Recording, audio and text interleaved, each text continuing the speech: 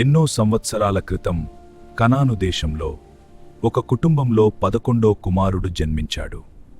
అతని పేరు యోసేపు.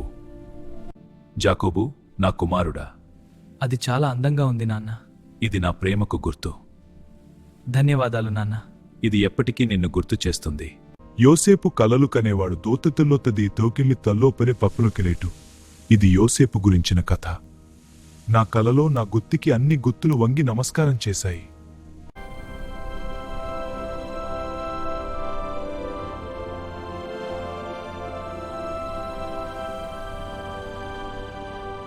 నా కలల గురించి చెప్పాలనుకుంటున్నా. మనం కలిసి పెద్ద పనులు చేద్దాం. అవునా? బావుంది. అవును, తానే కలలు, అతని కళ్ళు మనల్ని మించిపోతాయి. యోసేపు, నా నొప్పన నాలుతీజన్నాయి. చూడండి, ఆ కలలు కనేవాడు వస్తున్నాడు. అతనిని చంపేద్దాం. ఒకరోజు తర్వాత వెండి నాణేల కోసం వేశారు. అక్కడ చీకటి, అక్కడ ఒంటరితనం, అక్కడ నిశ్శబ్దం. తండ్రి ప్రేమతో పెరిగిన బాలుడు ఇప్పుడు బావిలో ఒంటరిగా. కొద్దిసేపటి తర్వాత ఇష్మాయేలీయుల కారవాన్ అక్కడికి వచ్చింది. అన్నలో ఒక నిర్ణయం తీసుకున్నాడు కోసం.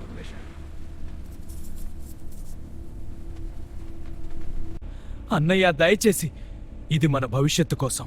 నా సొంత అన్నలా ద్రోహం. నా ఇంట్లో బానిసగా పనిచేయి. అవును యజమాని. కాని ఒక విషయం స్పష్టంగా కనిపించింది.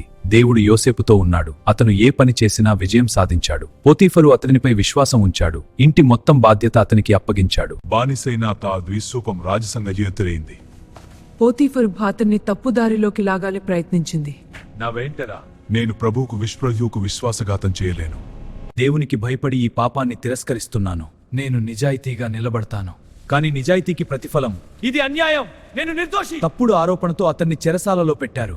మళ్ళీ చీకటి, మళ్ళీ ఒంటరితనం. కాని జైలు గోడలు అతని కలలను బంధించలేకపోయాయి. చెరసాల అధికారి అతనిపై విశ్వాసం ఉంచాడు. అక్కడ ఒకరోజు కలకి రాజు ఫరో సేవకులు ఇద్దరు జైలులోకి ఎత్తున్నారు. నేను నీ మీద నమ్మకం ఉంచుతున్నాను. నాకో కల వచ్చింది. యోసేపు ఆ కలలను వివరించాడు. అతను చెప్పినట్లుగానే జరిగింది. కాని అతన్ని గుర్తుపెట్టుకోమని అడిగిన సేవకుడు అతన్ని మర్చిపోయాడు. మరోసారి నిరీక్షణ.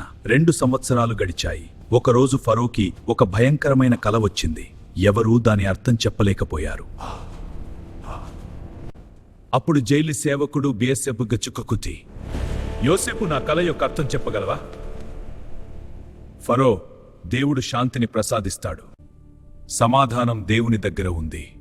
7 సంవత్సరాలు సమృద్ధి, తర్వాత 7 సంవత్సరాలు కరువు. ఫరో ఆశ్చర్యపోయాడు. అతను యోసేపును ఈజిప్టు దేశానికి ప్రధాన అధికారిగా నియమించాడు. ఒకే రోజులో ఖైదీ నుండి ప్రధానమంత్రి అయ్యాడు. బావి నుండి రాజభవనం వరకు ప్రయాణం పూర్తయింది. సమృద్ధి సంవత్సరాల్లో ధాన్యం నిల్వ చేశాడు. కరువు వచ్చినప్పుడు వచ్చి, ఆహారం వచ్చి. ఒకరోజు అతని అన్నలే అతని ముందు నిలబడ్డారు. వారికి తెలియదు, తామమ్మిన తమ్ముడే ఇప్పుడు వారి రక్షకుడు అని. యోసేపు వారిని చూశాడు. బాధ జ్ఞాపకాలు తిరిగి వచ్చాయి. బావి, ద్రోహం, జైలు. కాని అతని హృదయంలో ప్రతీకారం లేదు. దేవుని యోజన మాత్రమే ఉంది. చివరకు అతను తనను వారికి వెల్లడించాడు. అన్నలు భయపడ్డారు. కాని యోసేపు క్షమించాడు. మీరు నన్ను హాని చేయాలనుకున్నారు, కాని దేవుడు దానిని మేలుగా మార్చాడు అనే సత్యం అతని జీవిత సారం.